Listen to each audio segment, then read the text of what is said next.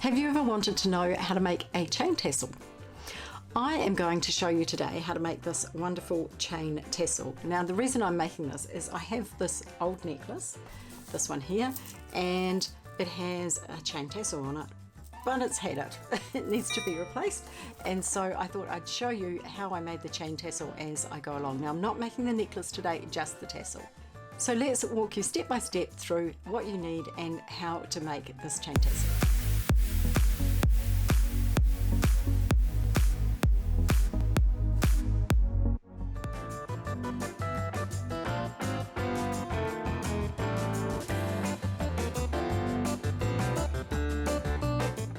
In terms of tools, you will need a pair of flush cutters, you will need 2 pairs of chain nose pliers and a pair of round nose pliers, and you will need a little ruler with centimetres on it, or inches if you want to work in inches, up to you. Okay, I'll just pop those tools out of the way for a sec. As far as materials are concerned, you will need 1.5 metres of chain. This one is a 2.2mm chain, so it is really fine. You'll also need a 6mm bead cap. Now this bead cap, it has a large hole in the top, but that's not necessary. The necessary part is that it is quite long in the shank part, in this part of the bead cap. This is a 6mm silver bead, and I'm going to pop that on top of the bead cap just to finish it off. I also have 5 centimetres of 20 gauge wire.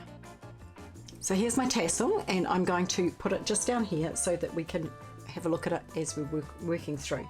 Now what you will need to do first is cut your chain. Now I've actually pre-cut some of mine, but I am going to show you how to do it anyway. So I'll just pop that over there.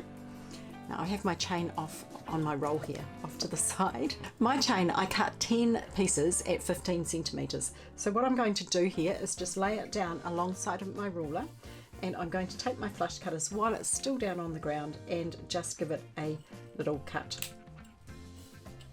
Now I don't need my ruler anymore, because what I'm going to do is I'm going to measure all of my others off this one piece. I'm going to leave my chain lying down, and I'm going to take my other piece of chain and lie it down beside. And I actually am going to pull it a little bit higher than that and then pull it down so that it straightens itself out, just slowly, so that they're about even. Now don't stress if you don't need to worry link for link. It's not that serious if one is a little bit longer than the other. Alright, now I'm going to take my flush cutters and I'm going to cut about where the other piece is. Oops, now I've pulled it too far, so I'll pull it back. There we go.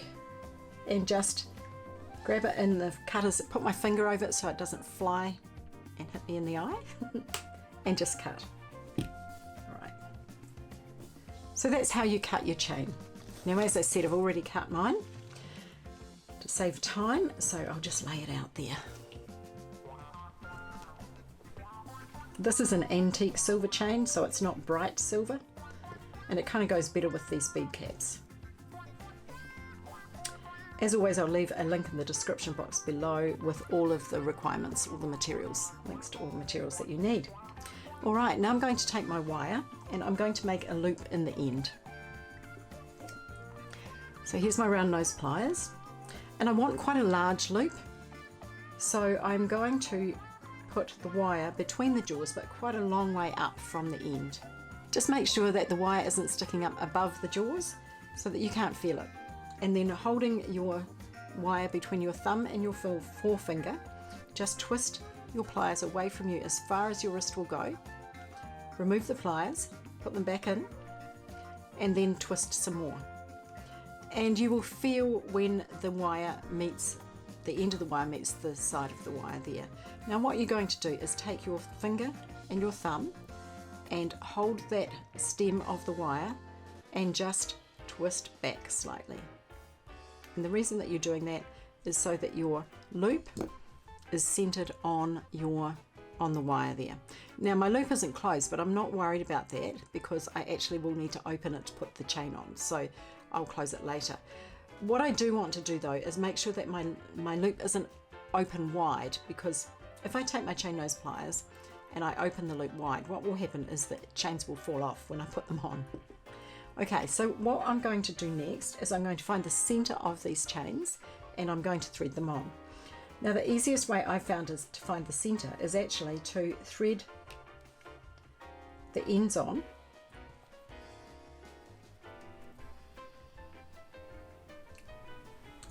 and once you've got the ends on, just hang it and then run your fingers down, and you'll find that the center loop actually pops itself out, so it makes its presence quite well known.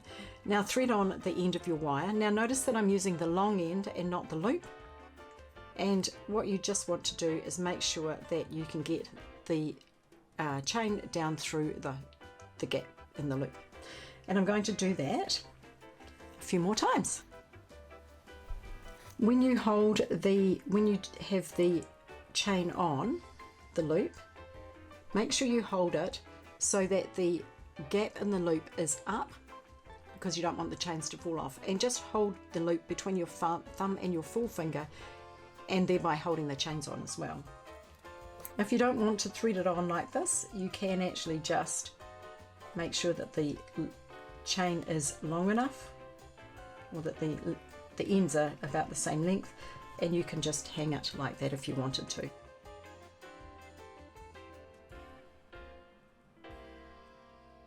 Entirely up to you how you do it.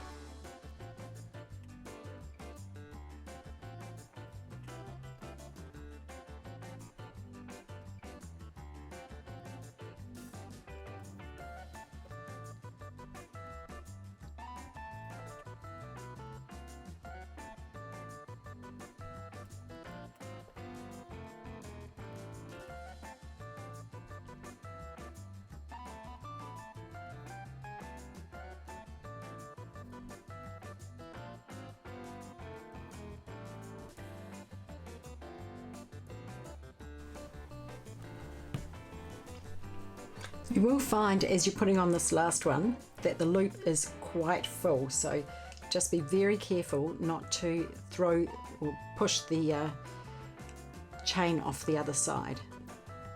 So that's what I have, and you can see there's not much room there. Now I need to somehow close up the loop and this is a little bit of a challenge, and it kind of breaks the rules of how you normally close up a loop. What I'm going to do is I'm going to take the point of my pliers and just attach it to that little bit there that's sticking out, and the same with this side. Now normally you would hold the loop on the side rather than like this, but it's kind of a do anything you can situation to get it closed. And you see I've put down my pliers, one pair of pliers, because that wasn't working for me, so I'm just holding it in my fingers and pushing it. Now when you're closing it, if you need to, you can actually just give it a squeeze this way, because nobody's going to see this loop. It doesn't have to be perfectly round. So as I said, we break the rules in this particular project. All that matters is that that loop is really well closed so that the chain can't come out.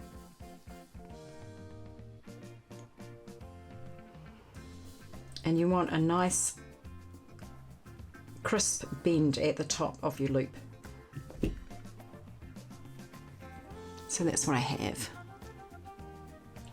All right, so that's the hard bit done, and you'll see here that my chains aren't exactly the same length, but that's okay. It just, you can trim them if you want to, but I think it looks fine. Now I've put on my bead cap, and I'm going to put on my 6mm bead. So that's what I have now. And all that's left to do is to create the loop that finishes off the tassel. All right, so to do that, I'm going to take my chain nose pliers and make a right angle bend just at the top of that bead. Like that. Now I'm going to take my ruler and I'm going to measure about 1 centimetre from the bend, and I'm going to cut my wire. And the reason I'm measuring it is so that I get a nice, the right size loop.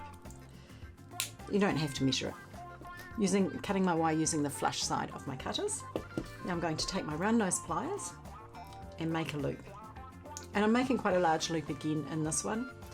So putting the wire between the jaws, making sure it's not sticking up, and just turning my hand away, repositioning and rotating the rest of the way. Alright, so there's my tassel. So here we go, 2 tassels, and yes, they'd make quite nice earrings, or they might make a great focal for a necklace, up to you. Alrighty, I hope you've enjoyed this project. It was a nice quick one, and if you have, please subscribe to my channel and like the video, and of course ring the bell so that you'll be notified every time I upload a new project, which is usually once a week.